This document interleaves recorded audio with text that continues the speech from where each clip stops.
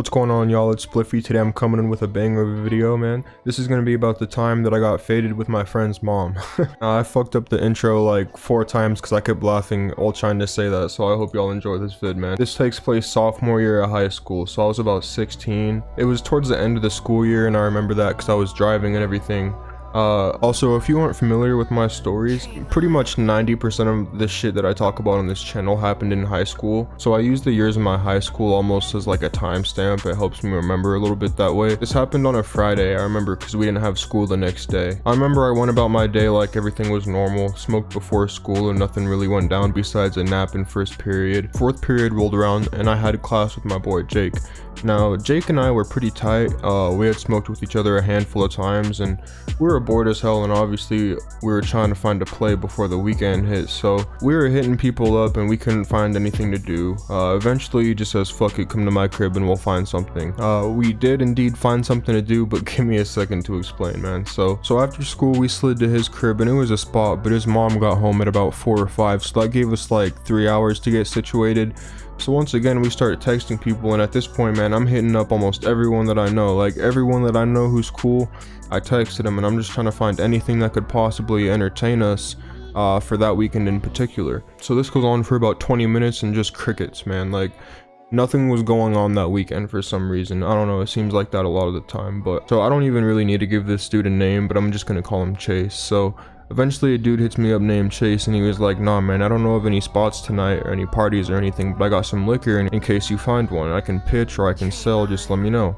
And so I heard the word liquor and I was like, hold up, you know, what's your prices, this and that, can I buy a bottle? And he was like, yeah. So he rolls around about 30 minutes later and gives us a bottle of Ciroc. It was like the green apple one, I think, and it was only like 30 bucks. Really wasn't that bad. I don't even think I've seen a bottle of Ciroc for under like 25 where I live. So, and also let me clarify this, man, it's not like my friend Chase's mom didn't want us to smoke and drink. She was totally cool with it, but we just weren't really trying to get faded in front of his mom, you know what I'm saying? Just kind of out of respect. Plus, getting faded in front of your mom just kind of sounds boring, you know what I'm saying? And that's exactly what we did, man. Was it boring? Hell no, but let me explain why. So his mom pulls up at probably like 5:30 and we're just playing 2K, smoking, basically doing nothing all day. So after it gets a little dark, we decided to crack this so, because hey man, even though we didn't have anything to do or a party to go to, we weren't gonna waste this beautiful Friday night. So we start pouring up Ciroc, and I was trying not to get too drunk, but that's exactly what I did anyway. So I'm feeling real wavy, man, and at this point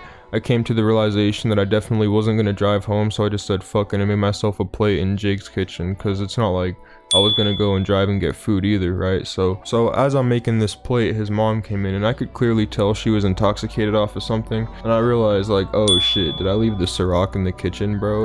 Like I look over on the counter and what do you know, man, there's our Ciroc bottle pretty much completely gone, and I have Jake's mom right in front of me talking about like her divorce problems and all of that shit, man. So I was like, nah man, I was not having it. So I do a 180 and I dip out the kitchen, but she calls me back and she yells my name too, so it's not like I could just act like I didn't hear. She yells my name and I turn around. Obviously I didn't want to be disrespectful, so I was like, yes ma'am, and I walked up to her and like, bro, like I wish I could like make this shit up, but like she started like rubbing on my chest and she looked up to me, and I'm pretty tall and she was like 5 feet tall, if that, dude. Like she was probably on the edge of 4'11" and I'm probably like 6'4", so she was like looking up at me, and it was like very awkward because she was way too drunk to operate, man. Like if I had given her the keys to my car and I said, hey, can you go park my car across the street, I would probably end up in a ditch, man. Like for real, she was way too drunk to even be walking at this point. So then it left me kind of between a rock and a hard place. I could either